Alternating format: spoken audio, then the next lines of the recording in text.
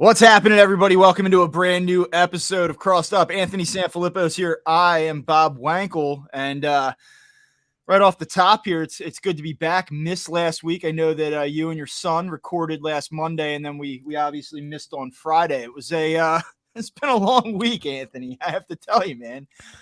Well, God bless. What you had to deal with, man. That's brutal. I don't know how you do it. Any experience with kidney stones in the past? And no, and nor do I want to have an experience with kidney stones. I don't want to have that experience. I just don't want to. I don't want to broach it. I like the fact that it's remained at arm's length for me. Let's keep it that way. I've learned a lot this past week. I was in the ER last Monday morning. I was also in the ER again on Wednesday night. And, one of the nurses that I saw said, well, anytime that someone tells you that they have a high pain tolerance, in reality, it's usually the opposite. And I was thinking to myself a lot last week. I'm like, I usually have a high pain tolerance. It was unbearable. It was literally unbearable. I could not.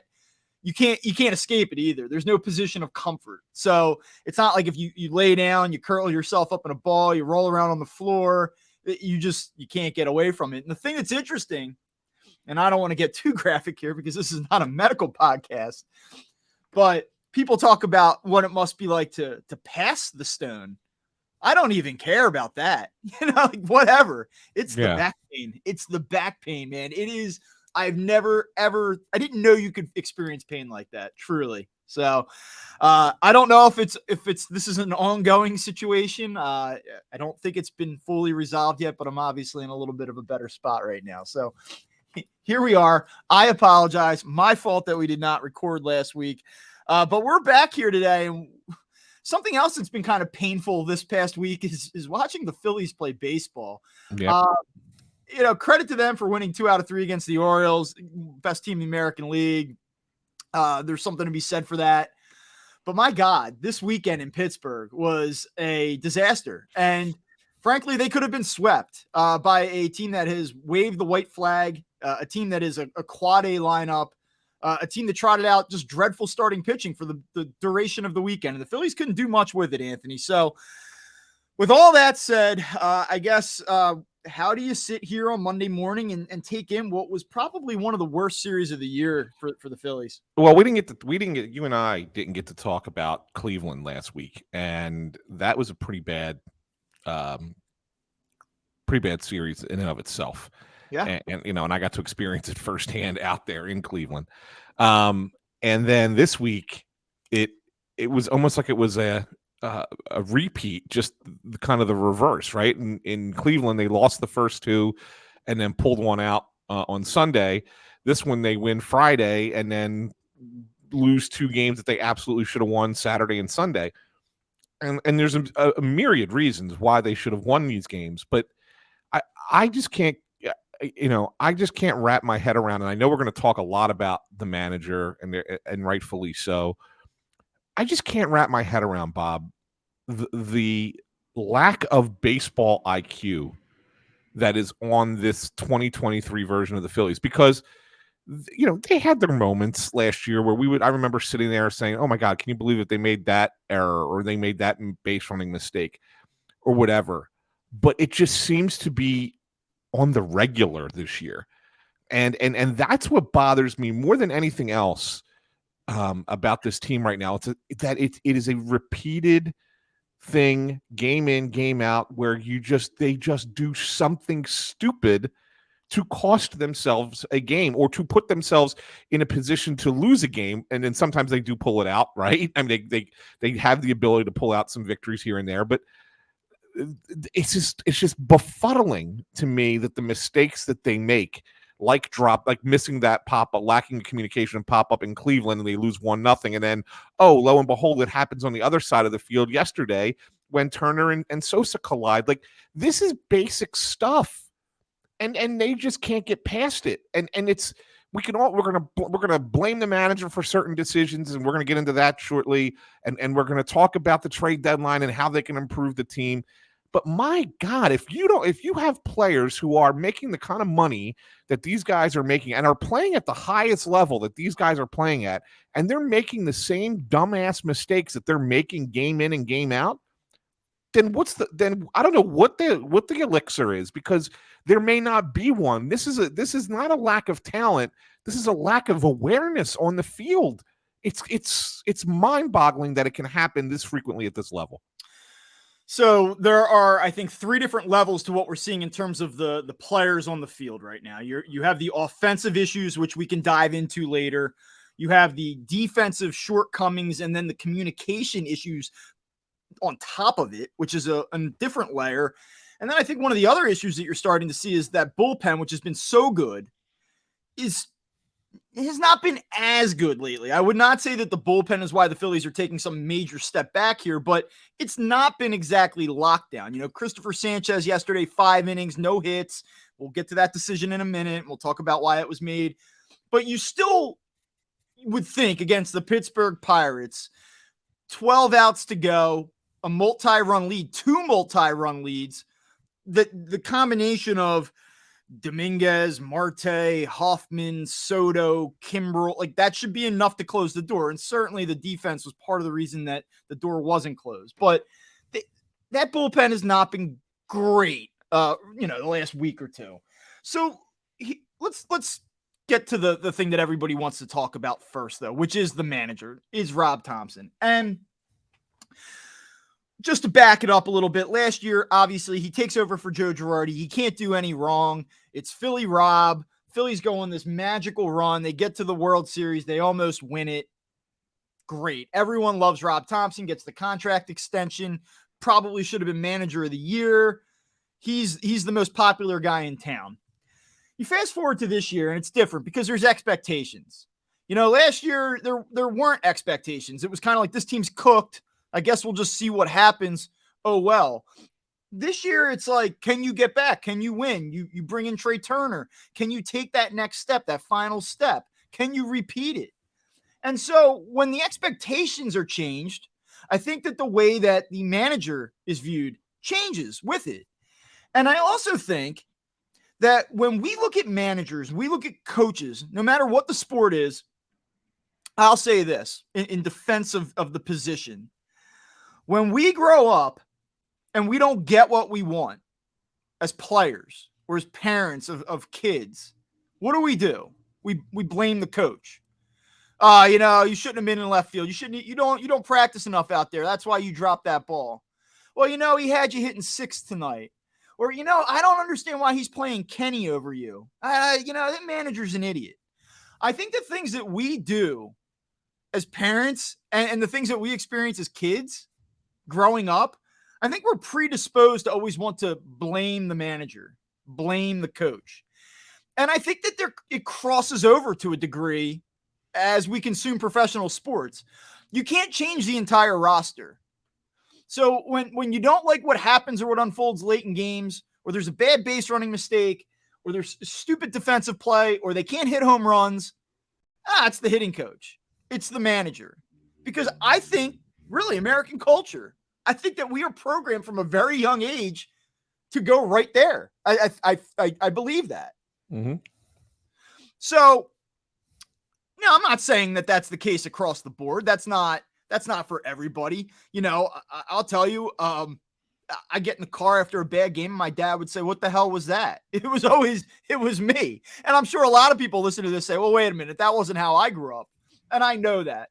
But I do think that when you see multiple issues, the easiest thing to do is just say, it's the manager. And maybe sometimes it is. I mean, you look back to last year and you see removing Joe Girardi from the situation had a tangible benefit, a positive impact on the team. We used to have this conversation all the time with Gabe Kapler. Was it Scott Kingery can't hit a baseball, or is it that Gabe Kapler and that staff ruined Scott Kingery? Which is the more likely of the two causes when you go back and look at that a few years removed? So all of that is to say, I think that this is what we do. We focus our energy a lot on the thing that is the easiest to blame. And in this case, it is easiest to blame Rob Thomson. Now, you might be listening to this and saying, "Oh, Jesus Christ, like he's been horrible these past couple of weeks. He's been horrible. How could you possibly excuse him?" And you wrote last week a defense of Rob Thomson, basically saying it's not all his fault, not really his fault. And by the way, he's the right manager for this team. I'm going to push back on that notion a little bit. I do have some questions about Rob right now. I do, because I think this past week might have been the worst week I've seen from him since he's taken over. I thought he was dreadful this week. I really did. And I thought he was dreadful in a lot of different ways. Doesn't mean I want him fired. Doesn't mean you need to run him out of the town. But I thought Rob was bad this week. So let me get your entry point thoughts to this. I always have game decisions with managers. It doesn't matter who the manager is, where I sit there and go, what the hell are you thinking? I would never do that. Like, there's no way I would ever manage the game that way. So I always have issues with managers in general.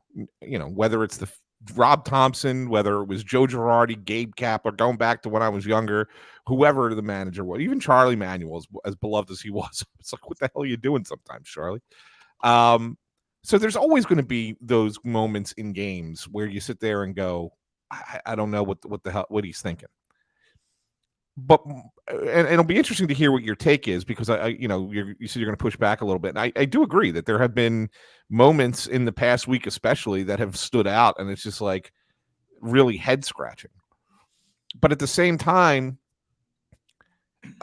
I think that the Phillies' plan here all along, and I'm not certain that this is just specific to Rob Thomson. I think it's organizational. So that, there's multiple people involved here, but the plan all along has been to let's get to September healthy, and then we'll unleash what we have. And I think that that's part of what, from a strategic standpoint, I get it and I understand it. And you want to have your guys firing on all cylinders for that last month, and then leading into October, and have as many bullets in the chamber as possible. I'm on board with that idea. But I do think that there's a possibility that the players meander a little bit because of that mentality.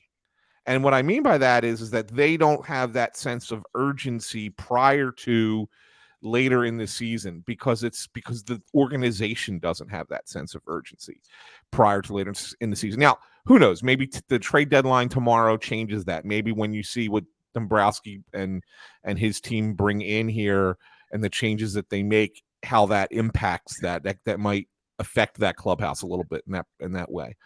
But I'm not one to ever really like you can.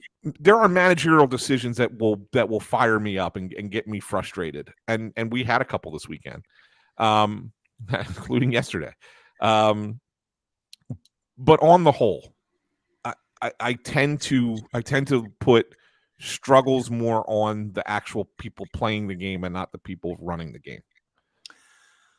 As do I. I do think that you make an interesting point. To me, it is about tone setting and culture and instilling a mentality. I think that at the major league level, it really is more about that and creating the trust and wanting to play for a guy than it is necessarily about tactical decisions. But it's hard because I want to be fair. And first of all, I do think you made an interesting point as well. And it's an important one, I think, to kind of restate. It's not Rob alone. And people say, oh, like, you're deflecting. You're trying to protect him. Listen, Rob Thomson does not lock himself into his office 5 hours before a game and put together his lineup. I mean, there are multiple people that go into constructing that lineup and what they're going to do, not just in an isolated game, but what they're going to do over the course of 4 or 5 days.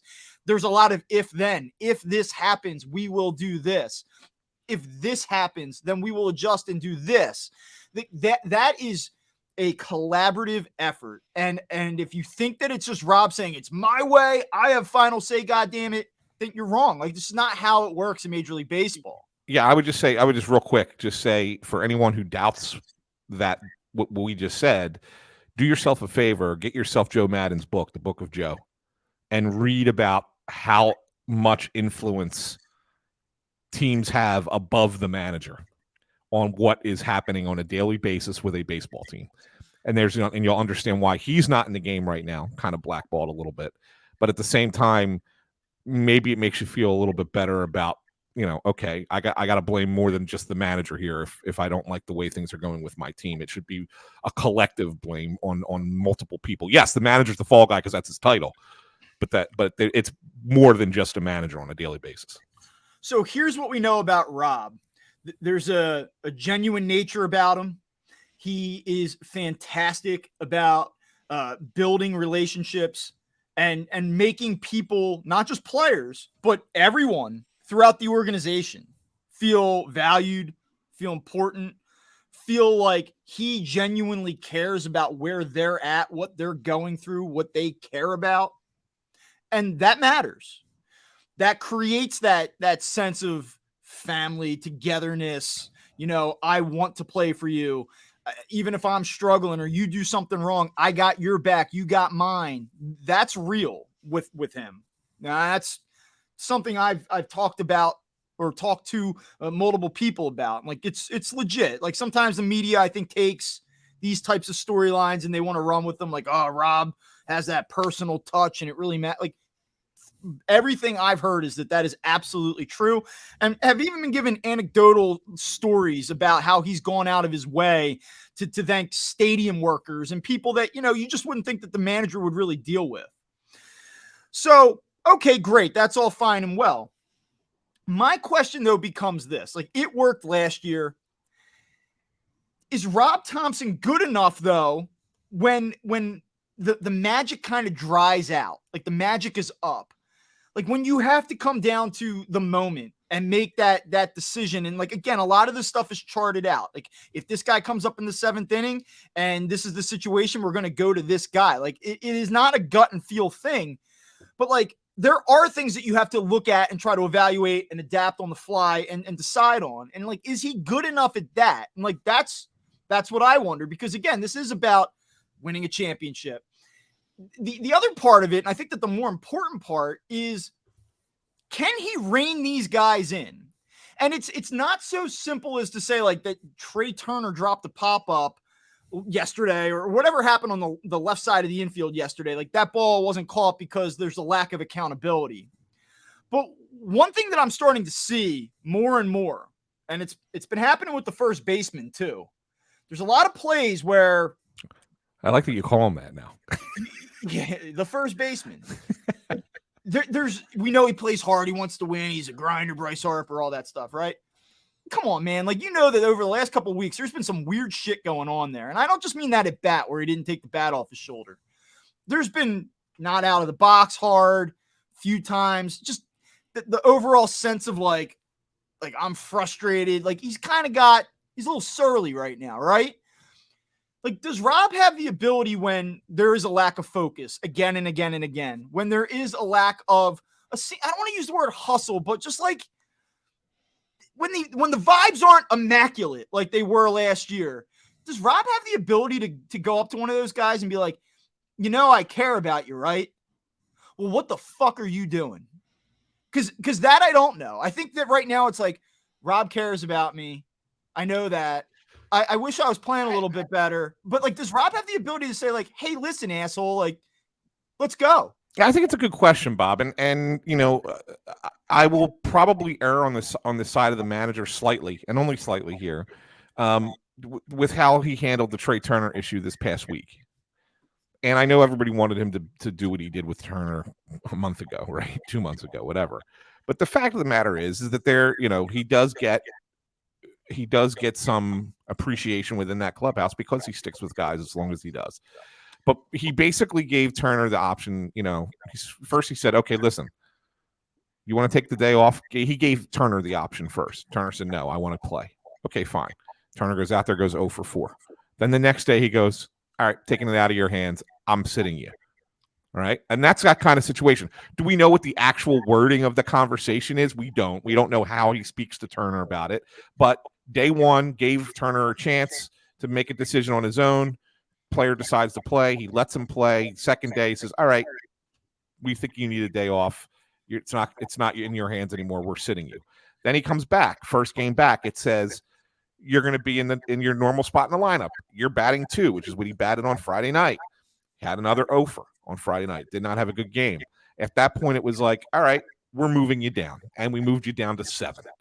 So it's like it's almost like he does have the ability to make these tougher decisions with these players and do the things that he has to do with them. So we see it, right?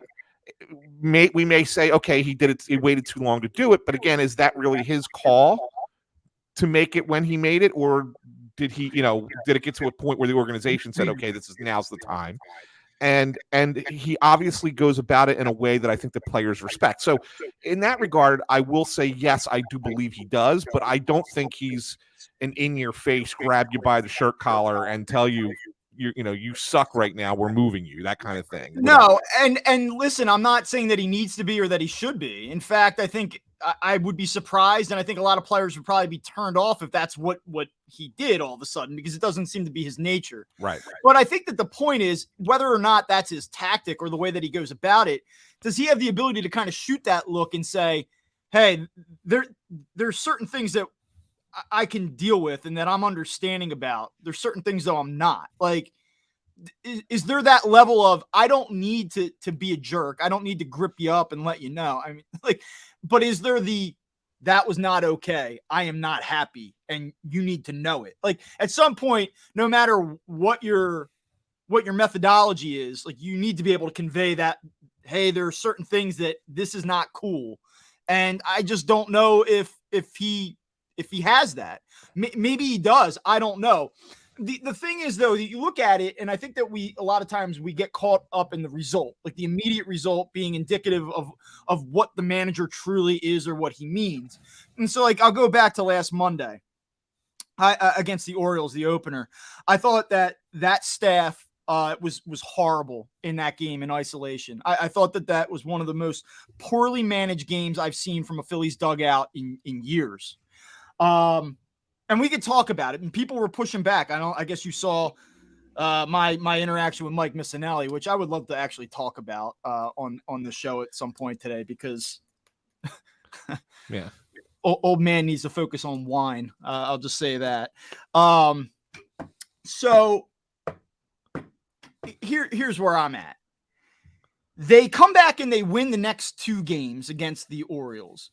They had to overcome deficits to do it. They show that word, that R word that we use again and again. Got the lawnmower, the lawn care out there today, in case you hear that. So you say they're resilient. They always find a way to claw back. That shows you the way that they play for this guy. Like, he had a bad game on Monday night. Don't worry about it. We're turning the page. We just won 2 out of 3 against one of the best teams in baseball. That's what this manager is all about. That's what this team is all about. But then you fast forward to the next series, and then you lose 2 out of 3 to a Pirates team, and you don't even look like you could be bothered to be there. Like, you just look disinterested, flat, stupid mistake after stupid mistake, horrible at bats after horrible at bats. Like, so is it that, Rob keeps it even keel and these guys play for him and they show that resilience? Or is it that they're 7 games over 500? This team is underachieved. Like, there's really no other way to say it. Like, at the end of the year, could they win the 88, 90 games that we've kind of been tracking all along? Yeah. Am I aware of their August schedule? I absolutely am. Do I know that the rest of the wild card picture, the 6 or 7 teams that are vying for 3 spots, do each of those teams have flaws? Yes. Do I expect the Phillies to make the playoffs? I sure do. But here we are, 7 games over 500 with this group, with this talent, macro level, big picture, step back. I could tell you, like, they might love him. They might play hard for him. They might be resilient. But is this really what we expected? Is this really... Are we cool with this? Are we really cool with 7 games over 500 with this roster? Which, by the way, we can talk about the roster because it's not as good as we thought it was. Like, and I'm not excusing the roster, because I actually think it's the roster's fault that they're only 7 games over 500. But if you want to attack the manager, the results are the results. The results have been very meh to this point. Yeah, look, Bob, you brought up last Monday's game. I remember seeing the lineup for that game and saying, I guess this is a scheduled loss. This is the old Doc Rivers scheduled loss, right? I mean, like, they were planning it that way, and they almost won that game. I mean, to their credit, as poorly constructed a lineup as that was, and as head scratching as some of the decisions were in that game, they still almost pulled out that game against the Orioles, right? It was a hell of a, by the way, it was a hell of a series. Both teams actually played pretty good on the field. I give both teams credit. It was a very good series. It was a very good series. So you looked at that and said, yeah, and then again, and very similarly yesterday. I mean, here we are again, where you're pulling Bryson Stott out of a lineup, which doesn't make any sense to me. Again, especially against Rich Hill. I mean, you want to sit Bryson Stott against a left-hander who throws 99. Okay, I still don't agree with it, but I can understand it. Against Rich Hill, I mean, come on, man. Guy, I throw harder than Rich Hill. We're almost the same age. Like, he's older than you, Bob. I mean, that's the point. It's like, it's crazy that you're sitting your best hitter against a guy who he could hit. Like, it doesn't make any sense. So again, the lineup yesterday, I didn't understand it. And I know Sanchez wasn't feeling well, right? I know he's not feeling great, and they were pulling him out after 5 no-hit innings because he had a stomach bug. I get it. But if he was well enough to pitch to begin with, at least let him get out there for the 6th inning and see what happens. Because then it shortens your bullpen. Then it changes the dynamics of your bullpen. And yeah, guys like Sir Anthony Dominguez has to come in there and not implode, right? I mean, that if we're going to sit there and point fingers, you got to point a finger there because that was not good. That was not a good outing by him. And you can't the bullpen then can't blow a lead in the 8th inning up 2 runs, right? There's another situation where, okay, fine, Sanchez probably wasn't going to pitch into the 8th anyway, but the bullpen can't blow that lead too. So again, you can't really blame the manager in that instant there. But the fact of the matter is that, like, that's a little overprotective in my mind. And I get it. And I know that that's what they're trying to do. They're trying to make sure, again, everybody's healthy. But Sanchez just pitched 7 innings. His last start was his last start or the start before, whatever it was, went 7 innings, right? And 90 some pitches. Let him go out to start the 6th. If he gives up the hit, okay, fine. You have somebody ready to come in and that's fine. But at least give him that one more inning. That's where so there are moments in these games where I sit there and go, I don't know what the hell you're doing. Like, I don't understand it. Well, you look at yesterday's game with the Sanchez decision, and I tweeted at the time, as soon as I initially saw it, I was like, unless there is an injury involved here, this is inexcusable. This isn't a second guess. It's in real time. Like, what are we doing? Independent of result, you look at that decision and say, this is insane. And, okay, if he was sick, he was sick. But, like, what does that even mean? Was he sick the entire day and he kind of maintained that same level of sickness? And they didn't want to push him those last 15 pitches? Or was it, hey, but after the 5th inning, he said, like, I got the bubble guts, man. Like, I no more. Like, I have to go. I have to go back into the clubhouse and I just can't do it anymore. Like, we're not going to get inside the fine details of what stomach illness meant.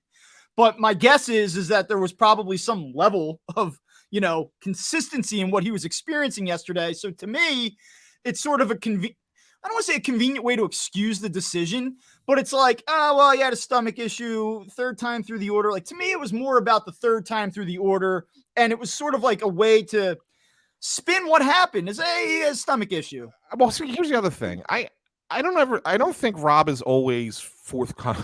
Well, I should say I don't think. I know Rob is not always forthcoming with us, right? When he speaks about the team, he sometimes is, but he's not always forthcoming. And if 3rd time through the order wasn't an issue, the last 4 starts that Christopher Sanchez had, I don't understand why it's an issue against the Pittsburgh Pirates, right? So maybe his stomach really did hurt, right?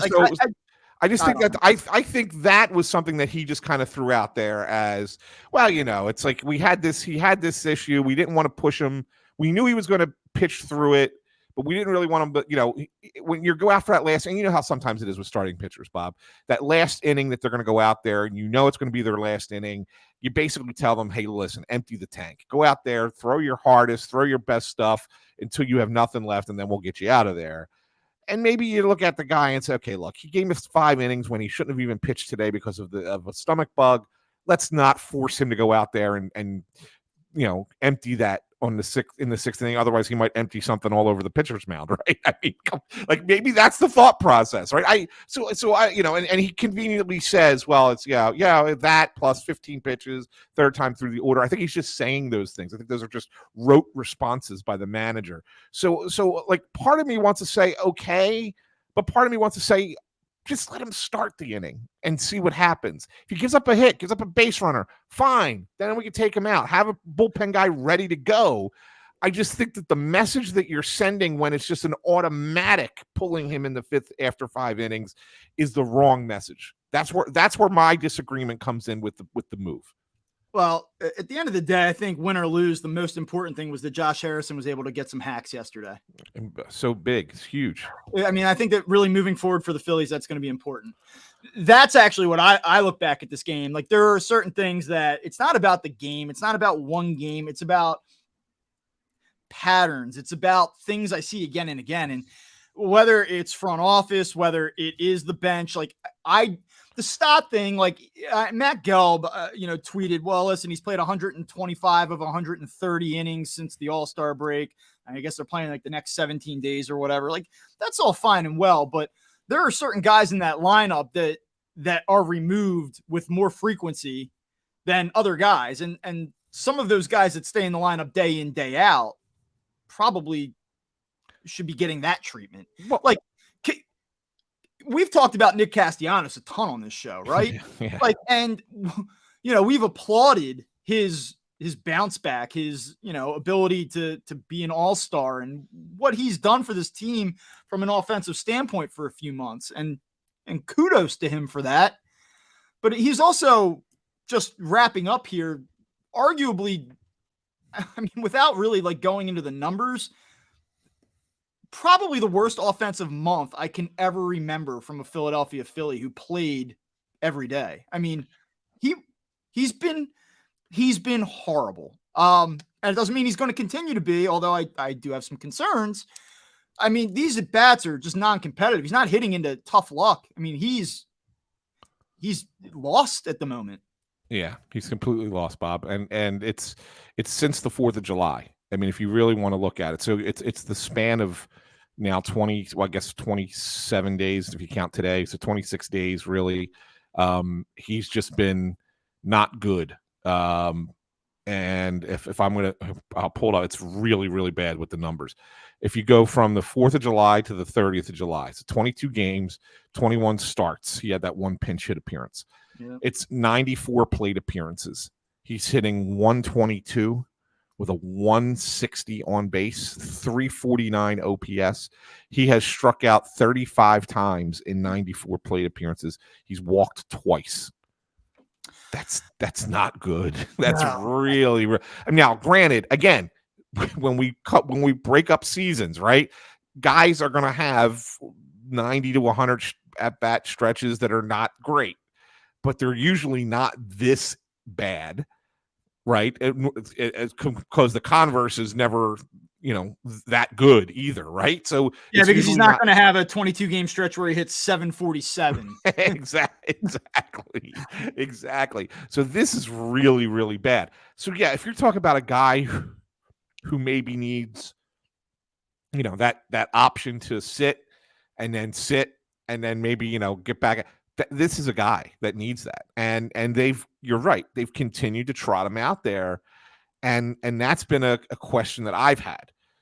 Again, it becomes an organizational question more so than it does a managerial question. I think that these are decisions that are multifaceted with multiple people involved, not just the manager, as you pointed out.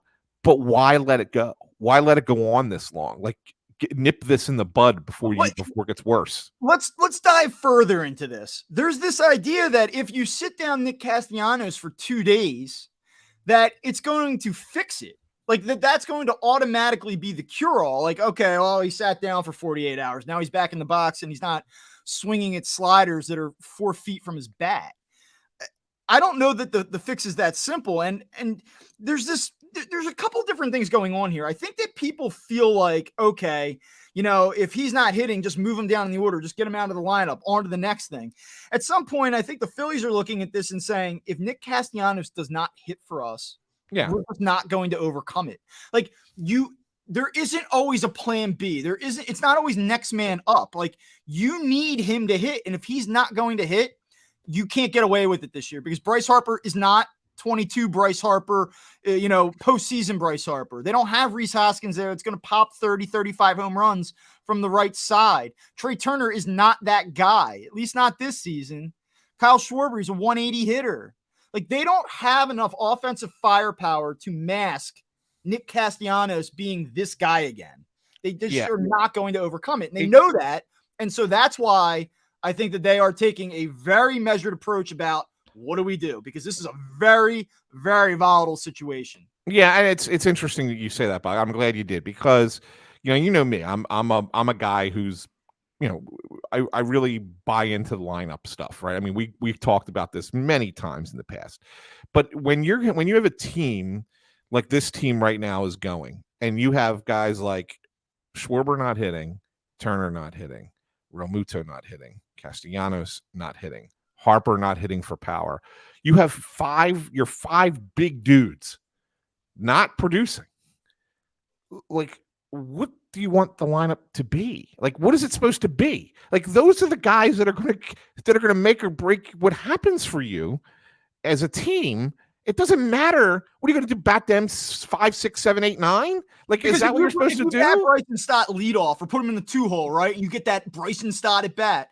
What do you think is going to happen on the back end when you get down to the 6th spot? Exactly. Do you think that Nick, and I think Nick would probably tell you this. Like, this isn't a shot at him.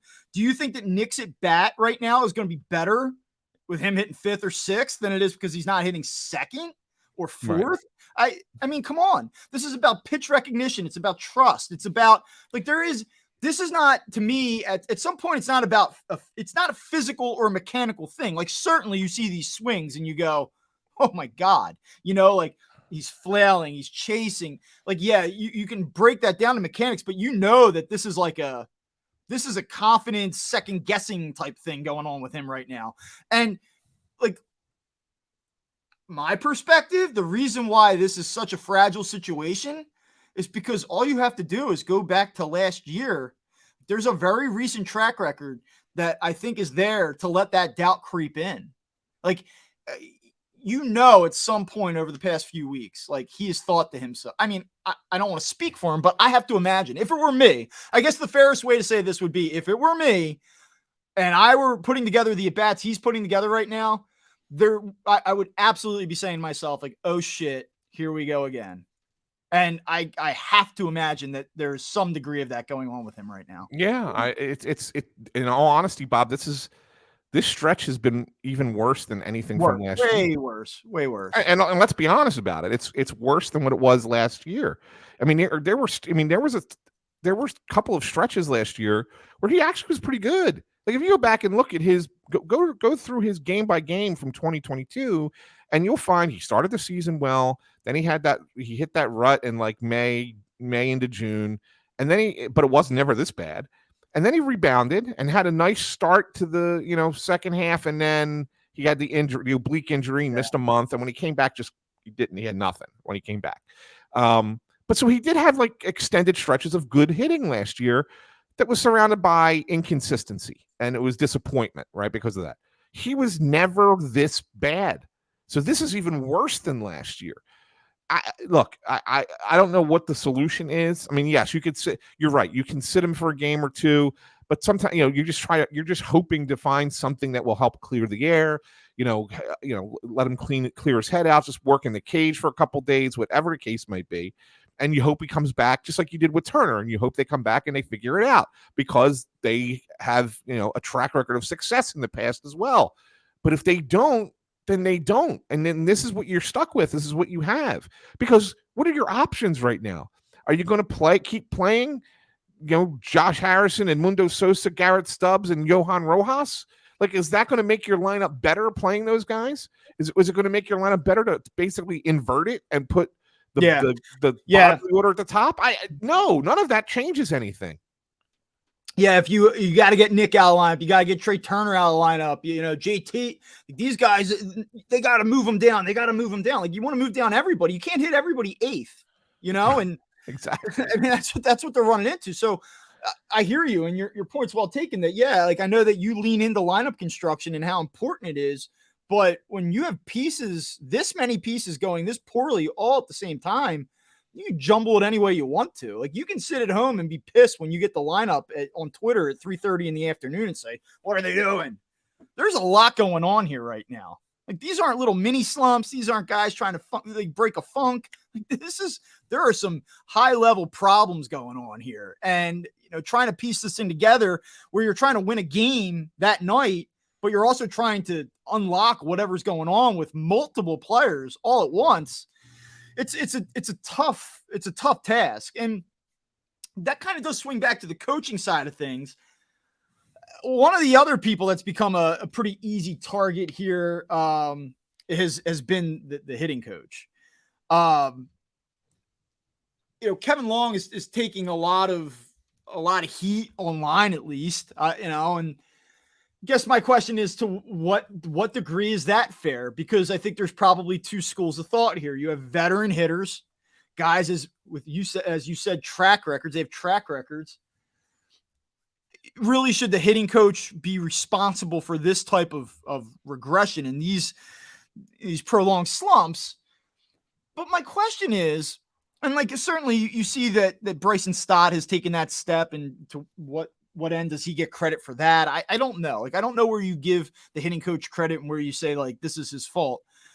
But what I am curious about is when I look at a guy like Nick Castellanos right now, I look at a guy like Trey Turner, because I do think that some of their struggles are similar. Why can't they get these guys to, I guess, patch up the leaks, like patch up the obvious leaks? Like I look at Trey Turner, for instance, and there's supposed to be this great rapport between these two. Trey Turner is taking everything on the outer half of the plate and he's just pulling off of everything, like low and away slider, outer half, fastball. He's getting beat. He's fouling off a lot of pitches that sit middle, that get elevated, that he should be turning on. Like, and teams just keep going away, away, away. Like the inner half of the plate does not even exist with him most of the time. And like, there just doesn't seem to be, like, certainly they've talked about this and certainly they've tried to implement adjustments, but there's no result. Like, and it just looks like the same at bat again and again. Like, do they need it? Like, do you wonder almost like, do you just need a different voice? Like,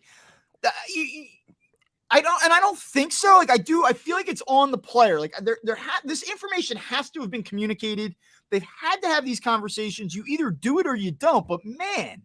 Yeah, I probably would, had I not read Matt Gelb's, I don't know if you read Matt Gelb's article last week, and if you haven't, for the listeners, if they haven't, go to The Athletic. I think it came out last Wednesday, and the headline was something about what the Phillies' big five hitters have to do. And he does an interview with Kevin Long, and one of the first things that's said is that Kevin Long's current job is more of a therapist than as a mechanic.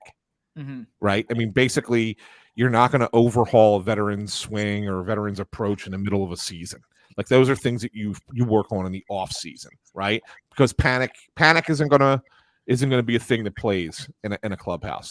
But I thought that, and I'm pulling it up, and that's why I'm kind of stalling a little bit. But one of the things that Kevin Long was quoted as saying, and I felt was really kind of important to understand, is he says, I think when you have that many superstars in your lineup, it's really easy to get caught up in, quote, I have to be this, I have to do that, instead of just being one of the 9 guys. And I think that that's kind of important, because basically what he's saying is these guys are going up to the plate with the idea that they have to get a big hit every time, that they have to be the star player every time they come up. And that's what's hurting them, that they're trying to do things that star players have to do, rather than just, hey, pass the bat and somebody will get the big hit, whoever it is in this given moment. And then he goes through individually and talks about those 5 players who we've been talking about and everybody's talking about in this lineup. And he identifies issues with each of them that he thinks that they can fix that are not mechanical. They are exactly just like the mental approach to what they're doing. And it was really fascinating to read that. And so when I see that and I hear Kevin Long saying these things publicly and identifies like what it is with each individual guy, then it tells me that he has the right idea with these players, and he knows what they need to do. It eventually comes down to the players doing these things, Right. and they're not doing it. And so therefore, do you blame the hitting coach? Does someone else come in and just start cracking skulls? Is that what they need? I don't think today's player responds to that. No, I don't either. So what is Kevin Long supposed to do other than what he's doing and trying to be that guy that understands what they're going through and maybe tries to play a little bit more of a psychologist role with these guys? Do you think it's fair to say that in sports, the process can be correct, the thought can be correct, and sometimes the result just simply does not correlate? Like Kevin Long then is doing the right thing, but the result just isn't there. And unfortunately, this is a results-oriented business, and at some point, if it doesn't click, whether it be, I don't think it'll be this season, but you just say, hey, we know you did everything you could. You were great. This just isn't working out. You just have to make a change. I mean, that could well be. But like there are things, it was interesting, that story came out last week, and, he was talking about Kyle Schwarber, talking about saying, oh, he needs to focus more on hitting the ball to center field. Right. Like, but go back through the middle. Don't try and pull everything, because when you're pulling everything, it hurts his it hurts his game. And it was funny because we were in Cleveland and we were watching his at bats, and he was hitting a lot of fly balls to center field. He was making outs, he wasn't getting hits, but he was making outs to center field. And then you get on Friday night, he hits the home run. Where's he hit the home run? Dead center field. So you're seeing that there is an idea here. There is an approach that they're trying to fix, and it's evident in certain spots. Does it mean it's going to translate to success going forward? We won't know until we actually see the results. But you can see that there is a process, and these guys are following this process. Some of them, anyway. So I think that you have to. It's still a wait and see kind of thing. I know it's kind of hard to say wait and see as we're approaching August 1st tomorrow. But if this is something that they were just talking about last week, and you're starting to see it in a couple spots, say, okay, maybe it'll finally come through. Who knows? Look, Turner wasn't awful Saturday night. I thought Saturday was a good. He had a good approach. He had the one single that was robbed from him. He had the double down the line. He had a good at bat where he walked. So like that was an encouraging game. Didn't really follow it up yesterday. Never does. Hasn't yet. You're right. That's like actually what's funny, because we talk about the 9th inning, Yeah. or I'm sorry, was it the 10th inning? Whatever. They you get late into the game and they have a chance to take the lead with a sac fly, and Trey Turner, like overlooking like the whole debacle, is that Trey Turner doesn't hit a fly ball deep enough or make good enough contact to score a run in a situation where they should be able to score a run. Like, yeah. I hear you. And like progress is not linear, but it is hard for me to sit here. Like, I understand it's hard for me to be like, yeah, you know what? Trey did show signs on Saturday night. There were some good things, because they've never been able to stack. And I don't know. I just refuse to believe that, it's hard to play here and that there's big expectations. And like, is that now a thing in Philadelphia? If we sign you to a $20 million, $30 million deal, that you just get the first year because it's hard to do it here? Like, is that now like become like a thing that has to happen? Like, well, it's funny, Bob, because I think that if you go back in the past, and this is where I'm having a hard time with this as an explanation. I don't want to say excuse, because it's not an excuse I think that he's given. So I'm going to say it as an explanation, something that we're talking about and other people are talking about, that it's so hard to play in Philadelphia. If we go back and think about it, like back in the day, and it's not even that long ago, let's even go like 10, 15 years ago, it was harder to play here because the media held your feet to the fire. Like, you were under constant pressure in the public through the media. today, let's be honest, is anybody in the media really pushing hard against this team? Like, is there people showing up like asking these guys what the hell, why they suck all of a Well, sudden? I mean, and really, that's why the Phillies aren't good, because the media doesn't hold them Well, accountable. that's what I'm saying. My point is really, how hard is it to play here? Yeah, people are going to bitch and complain, and if you spend your entire time on social media, then maybe it is in your head that it's hard to play in this city, right? But then you can find that anywhere. Yeah, that's every fan base. That's every fan base is like that on social media, right? So it doesn't matter. It doesn't make it hard. So I think that's a narrative that people like you and I and anybody who talks on the radio or whatever, that other podcasts, I think maybe that's a narrative that we might push a little bit, but it can't be that hard. Trey Turner went over 4, and here comes San Filippo. He's going to ask me, did you want to swing at that slider that was 3 feet off the plate in that spot, or not really? I mean, I just don't think I can deal with it. Yeah, I mean, that's the thing. Like, we're not down. Like, we're pretty. I think we're pretty even keeled with these guys in comparison to what it used to be. I don't know. I don't think we make it all that hard on these guys, and that's that. I could understand it, like, if that was the thing that was constant. Like, it's not like your columnists in the Inquirer are writing every day that Trey Turner. The Phillies should undo the Trey Turner. Wish they can undo the Trey Turner deal after 5 months. Like, I mean, you're not seeing that column anywhere. No one's saying that kind of stuff in the papers. I mean. Well, yes, but I'm saying WIP dedicated an entire midday show to that. I think last week. So. Yes, I know they did. Yeah, but whatever. But that's what I'm saying. Like, I don't think that you have that kind of pressure anymore that you maybe had before. I don't know. I think the guy is getting his ass kicked by the sport, and I think it's a tough sport to begin with, and the sport is just getting him. Well, one thing I hope that they, and I'm sure they have made this point, is that as the calendar is about to flip to August here, like, you have the opportunity to rewrite this thing. Like, what happens the next 2 months will more than completely overshadow what's happened to this point. Like, yes. Trey Turner, you hit 300 the last 2 months of the season. This team makes the playoffs. They make some noise once they're there. Hey, Trey was just getting acclimated to the new city. This is a tough year for him. I know moving forward, the Trey Turner is still one of the 30 best players in Major League Baseball. You just turn the page. Nick Castellanos still has decent numbers here. It's been a mess this month, but like, hey, Nick, if you go back and be the guy that you were in April, May, June, really good year, man. Nice job. Mm-hmm. Hey, Kyle, yeah, we know you hit $190, but you hit 44 home runs again. We'll take that.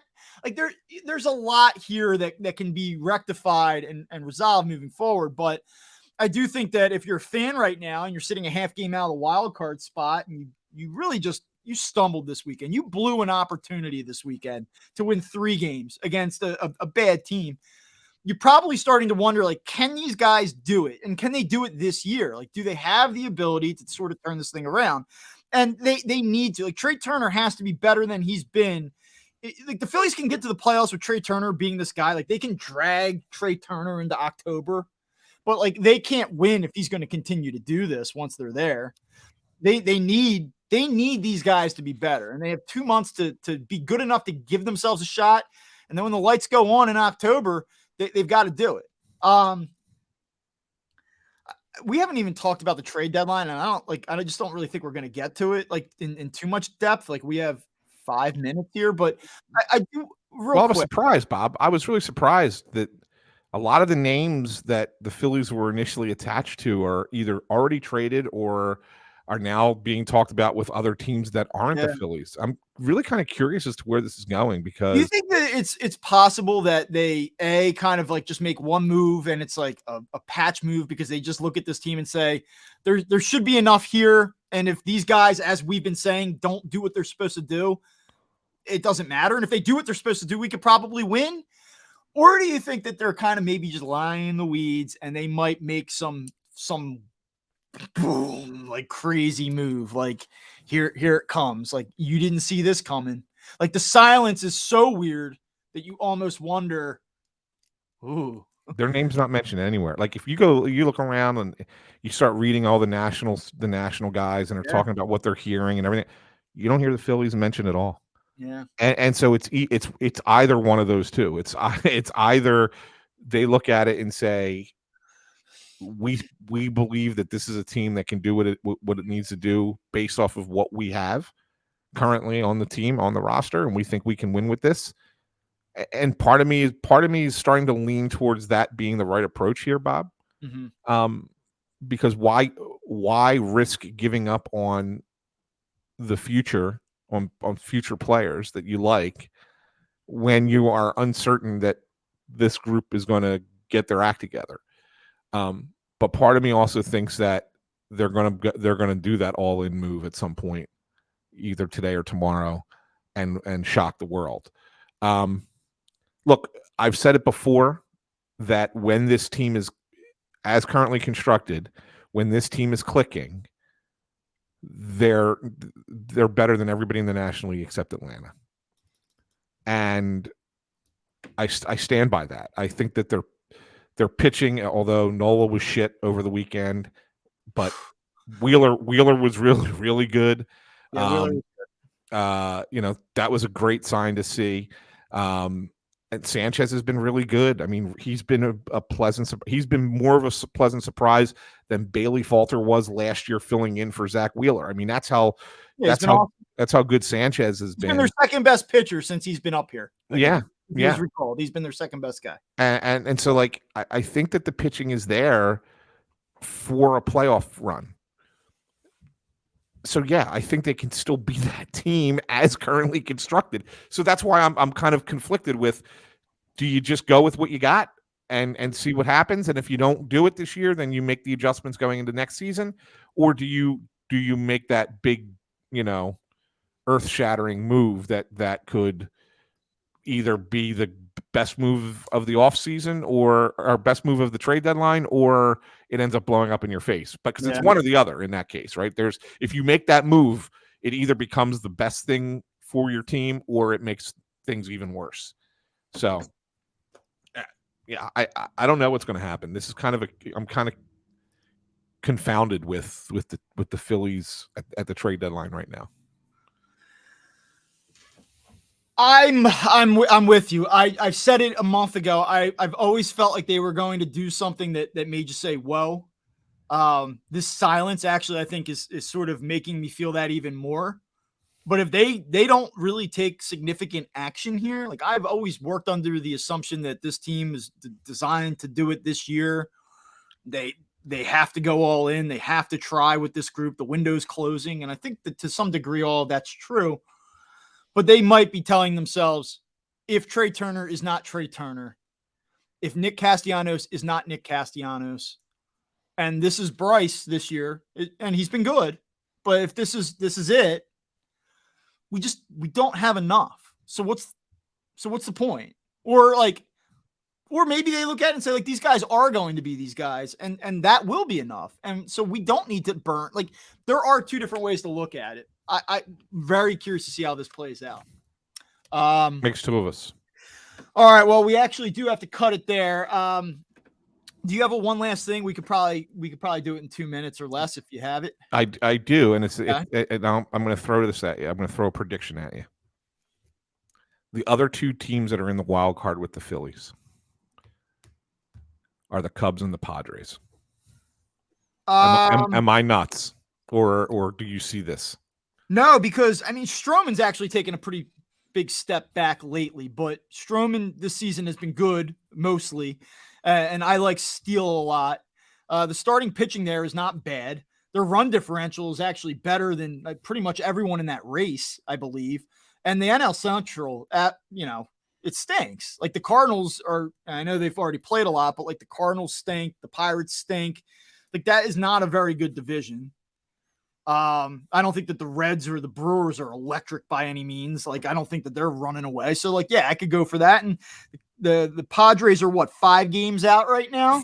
Well, they're 4.5 behind the Phillies, 5 total. Yeah, we've talked about the Giants month of August and what that looks like. We've talked about the Marlins. They've been a mess in the second half. They struggled with the Detroit this past weekend.